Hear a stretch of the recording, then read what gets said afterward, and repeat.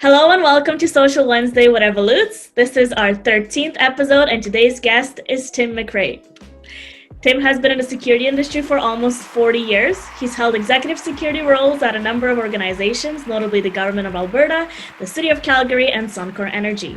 Tim is an ASRM evangelist and is on the global board of directors of SAS International. He is also the co-host of Caffeinated Risk, a monthly security podcast by security professionals for security professionals. So thanks again, Tim, for being here. Thanks so much for having me. I'm lucky 13, so this is terrific. Thanks for having me on.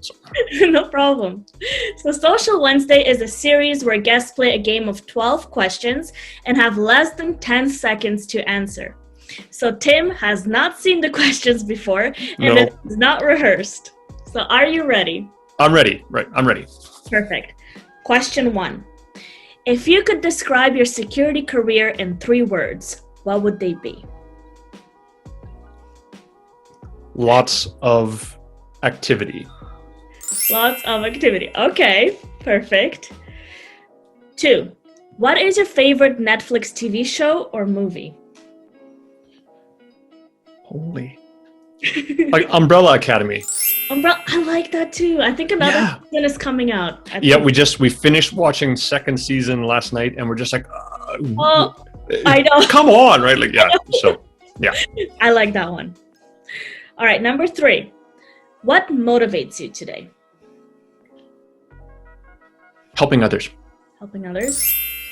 Okay, why?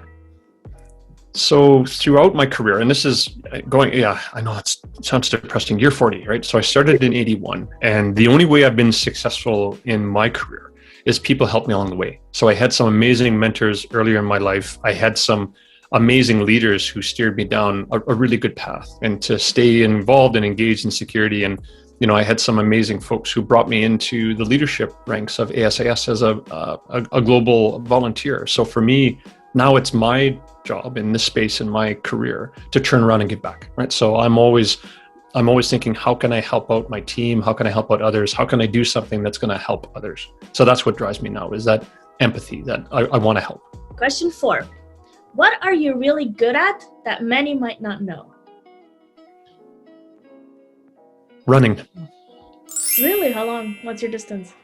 So I do ultra marathons, so like 125 kilometers, and there's this amazing running group here in Calgary, and I'm nowhere near their level, but I love to run, and it isn't so much the distance and the time for me anymore. It's just I find peace, right? It just your mind empties, and in COVID-19, it's one of the few things I can do. I don't have to wear a mask. Right? So, True. Yeah. I mean, I run for a kilometer and I'm like, oh my God, I'm satisfied. Running is not my thing.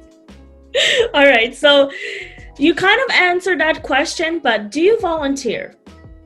Yes, I do. I volunteer through ASAS International and spend quite a bit of time as a member of the board of directors. And when I do have time, I used to volunteer at the Alberta Animal Rescue Crew Society. And it's a place where they rescue animals across southern Alberta and then rehome them. So that's where I got my dog Hazel. She was a rescue from ARCS. She was brought in after they broke up a dog fighting ring in a little town west of our city. And she was used as the bait dog. So she's a big bull mastiff, but she was being used as a bait dog by this fighting ring, pit bull fighting ring. And she was brought in. First, they didn't think she was ever going to be with anybody. She didn't like men. Wasn't supposed to be petted by anybody. And I thought that was crazy. So one night I just opened up her kennel and walked in, and everyone's like, "Oh my God, Tim, you're going to get bitten." I said, "No, I signed the waiver. I know the deal, right? I understand what the potential risks are." And I sat down, and about 30 seconds later, she just put her big head on my lap. And that was it. So she became my best buddy. And then it took me 6 months, but this sounds crazy, but I changed my job. I got off the road. I joined the city of Calgary. I bought a house and adopted Hazel. So I bought a house for a dog, really is I changed the job and bought a house for a dog is what it really turned out to be, right? So I sort of did the same thing. I changed my house for the dog so they have a backyard. See, exactly. We will do crazy, stupid things for our dog, but it's because we love them, right? So. But I can't believe people still engage in these animals. It's so for me, I don't understand the mindset behind humans that do that. How can you hurt an animal? Like, I'm the same. Yeah. It's good for you. I really want to join these type of like charities or also organizations that do help animals. Question 6. What are you most looking forward to post-COVID? Hugs. Hugs. Please, can we get back to being humans again? Can we feel human touch again? Can we sit beside each other in a bar and have a drink and talk about stuff? Can we engage without a visual interface, like a virtual interface? Can we get there? Because that's what we're all missing. I think we all are right now. It's true. I miss travel. I guess it falls into that too, right? Yeah. So question 7, what advice would you give to a young professional? Ask for help. Okay. Right? Ask for help. Because one of the things that I didn't do early in my career was I thought I could do it all, right? Especially in some of the roles I got when I became, a director and executive early in my career. And, I've had executive roles probably since my late 20s, early 30s. And you think you have to do it all by yourself, and that the weight of the organization, of your security team, or your department's all on you. And you can't ask for help, and you can't admit that you did something wrong, or you can't show weakness. You have to ask for help. We all have to ask for help. We can't do our job and do it well by ourselves, right? Everyone who's in the security industry who has any position of authority knows that the only way you're successful is if you ask for help from others. So if you're a young professional and you're in this industry, ask for help. And there's folks like myself and others, some amazing mentors that are here and willing, and we want to help because we know that our profession relies on the next generation. So yeah, we want to help. And networking, I guess, falls into that as well. You bet. You betcha. Yeah. Very good advice. So, question 8. What was your first job? Wow. I was, my very first job was selling encyclopedias door to door in Winnipeg, Manitoba. Wow. Yeah, it was, that's really depressing.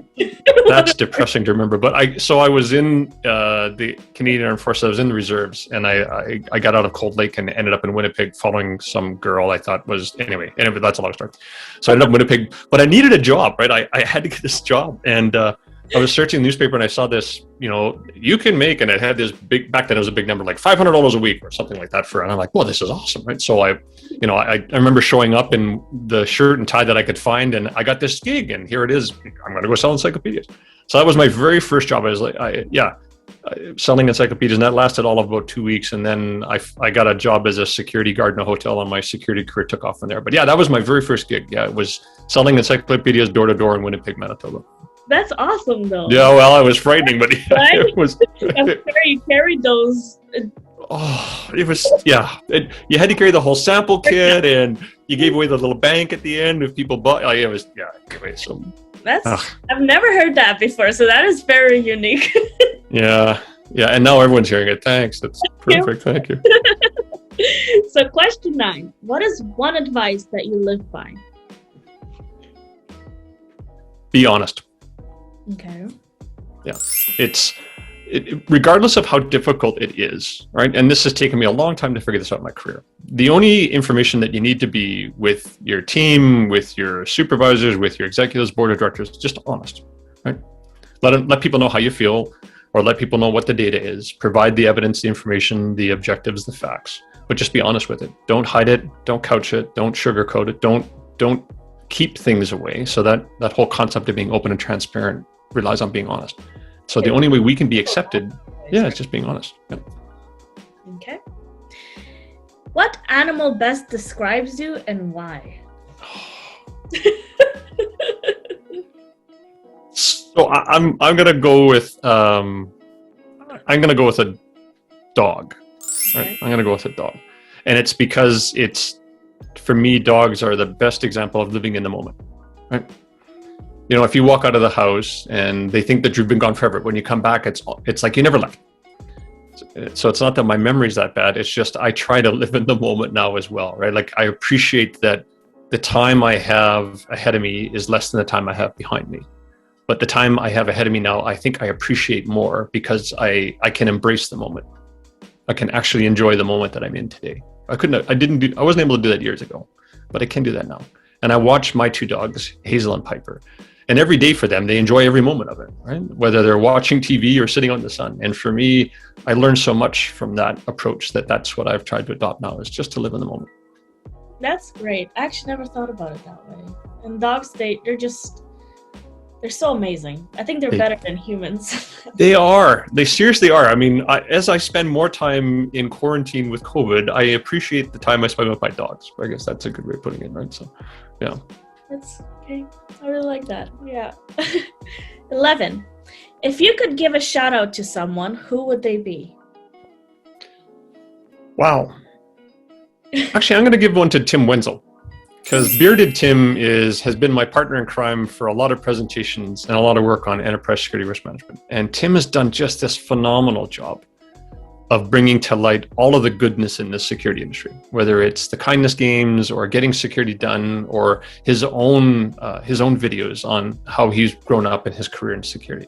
So I think, when I look at professionals who are going to be, please, taking over my role someday soon, those individuals who are going to be moving into these positions and becoming the next leaders, that next generation of leaders. Yeah, I look to someone like Tim Wenzel shout out to Tim. Well, Tim and Lee were actually episode 12. Oh, were they? Oh, that's yeah, awesome. I'll send you the link. Yeah, that's very cool. Yeah, they were just my guest. I posted the video yesterday, so it's funny you gave him a shout out. It's good. That's very cool. Oh, good for them. That's awesome. All right. So last but not least, we're already done. So what is your proudest accomplishment?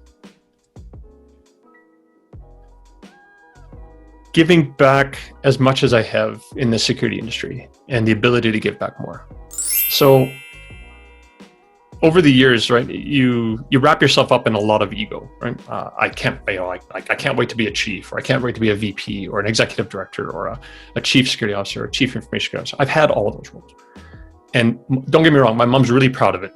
Right? But then after a while, there's a point where your ego goes away, right? And that's happened to me just recently, probably in the last 5 or 6 years, where your ego just goes away. And now you have a chance. How I feel proud for the work I'm doing is, can I help others? And can I give back? And that to me means more now. Like, so it means more to me now for my team to be successful than for me to be personally successful. It means more for me, for the profession to keep moving forward and to be successful than it does, am I personally getting out of the profession? And can I give back to my community, to my family, to my wife, to my dogs? That means more now to me than it ever has in past lives. And there's been a lot of personal stuff that's had that happen and made that change to me. A lot of stuff that we all endure, right? Your own personal battles and challenges and that. But for me to get to this point in my career, it's that giving back. It's the empathy. It's feeling that human connection and being able to give back. That now to me means more than anything else. So thank you for playing. What did you think of the game and questions? Oh, this was awesome. I mean, you really make us think. You're right. And for those who are listening, I had no clue what Susanna was going to ask. I was waiting, right? And here we are. But no, this is really, I think this is so amazing. The work that you're doing is you're forcing a lot of us to think about things and talk about stuff that we don't normally talk about. And we get a chance to share with your audience and with others. And that's key, right? This chance to keep giving back and to keep pushing forward. So, and as you keep moving forward and all the work that you're doing, right? When you get to this point, right? And the chance that you have to give back, that's what I'm looking forward to, is when does this next phase in your career begin and how do things change for you? That's what I'm looking forward to, because this is amazing what you're doing. I'm waiting what's next, right? What's next for you, right? That's encouraging. So thank you. Always. So, but before we do end the episode, I would like you to share more about, we mentioned in your bio about ESRM and how you see it changing security's landscapes. I think it's very important to point out. No, and thanks for that, because it's one of the things that I'm really passionate about, this idea of enterprise security risk management and the opportunity for security to become a partner in the business and to really gain that social license that we are trusted advisors. We provide objective views to the business, and then we let the business decide what's the best path to take forward, because we've given them options to reduce the risk or to accept the risk. And for us, we need to keep reminding ourselves that from a profession perspective, this is the path that I think we need to keep following, right? To move away from being an industry where we're driven by, selecting the right technology or picking the right approach or this is where I think as we gain greater strength and greater visibility within an organization, we start learning more about how the business operates and runs.